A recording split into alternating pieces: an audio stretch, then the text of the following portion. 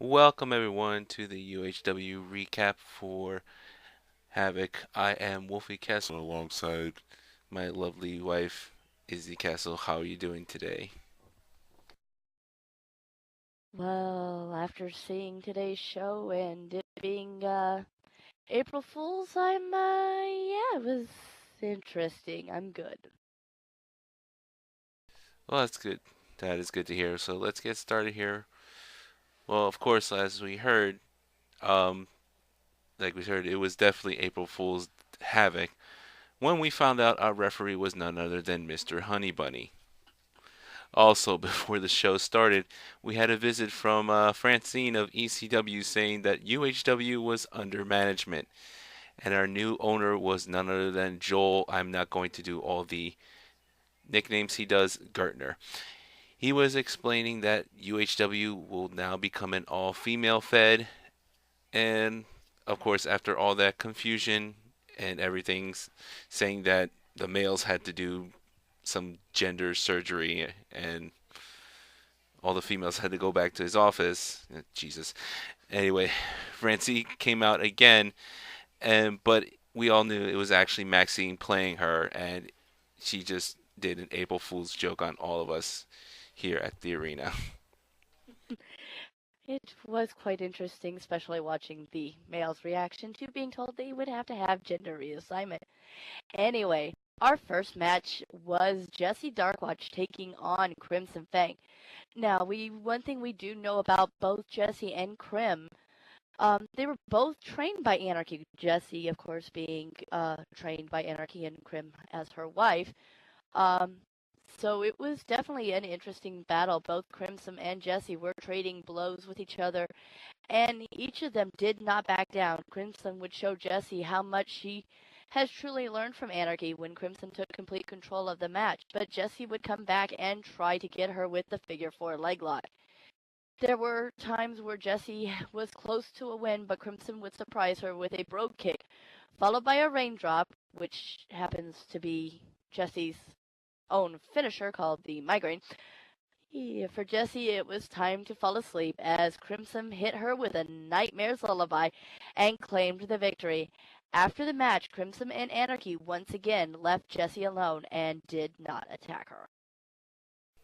And of course, our second match, we saw the Black Panther Rosalind taking on Jazia Thruxton. Well, right off the bat, Jazia went for a Luz Des Prez, but Jazia would then take the advantage and try to slow down Rosa. Rosa went back in control with her high flying moves, nearly catching Jazia off guard. However, Jazia would then surprise her with a super kick and went for the 3 count.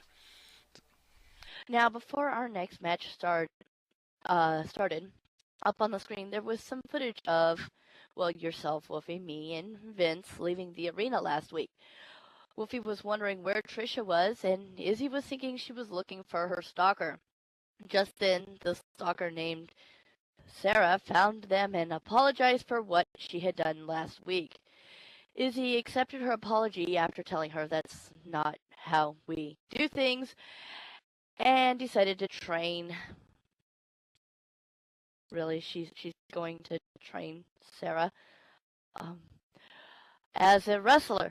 Whoopi was a bit wary about the idea, stating that Trisha would not be happy, but Izzy reassured him that it will be okay. Sarah gave Izzy her number, and with that, the three members of Intervention left. Now, in our third match, we saw um, Ari Larwin taking on the UHW Women's Champion Anarchy Fang. Now, right from the start, Ari would try to take Anarchy down, but Anarchy was way too smart to fall for anything that Ari would do. Excuse me. Since both women were high flyers, this was going to be an interest. This was an interesting and very fast-paced match. Anarchy would would give Erie her full arsenal of moves, including the rage combo, the neck wrenches, and all her rebound moves like the crossbody, everything. Erie, though, tried to come back and even at one point put Anarchy in the figure four leg lock to slow her down, only to have Anarchy actually counter it. Then Eri stretched Anarchy's leg and once again was trying to go for the figure four. And of course, once again, it was reversed. And when both women got up, Anarchy was able to get the upper hand and catch Eri with the warp vortex for the win. Now, our main event would be pretty much a tale of David and Goliath as Vince Easterwood, with Wolfie Kessel by his side, took on the big Mac Galith. In a match like this, Vince had no choice but to rely on speed and agility. The height and weight difference is unbelievable.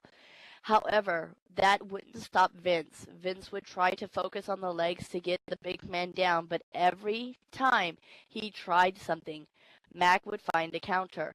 Vince would try his high-flying skills on Mac, but he was just too powerful and would counter with a devastating move.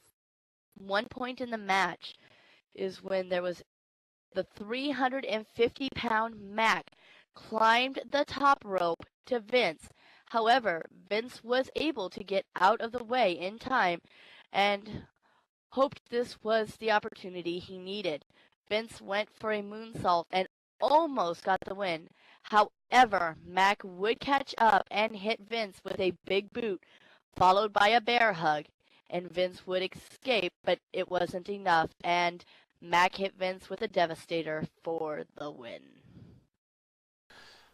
So, how is Trisha going to feel now that Izzy has taken Sarah under her wing? And what other craziness will happen? Well, we'll find out these questions and much, much more as UHW presents DNA. For Wolfie Kessel, actually for Izzy Kessel, excuse me, I am Wolfie Kessel, and we hope this you enjoy the show. And Izzy, are you sure this is a good idea to train Sarah? Like I told you before, Woofy, I can keep a tighter rein on her if I'm training her. All right, all right. I trust your judgment. Have a good have a good show, everybody, and we'll see you later. Later!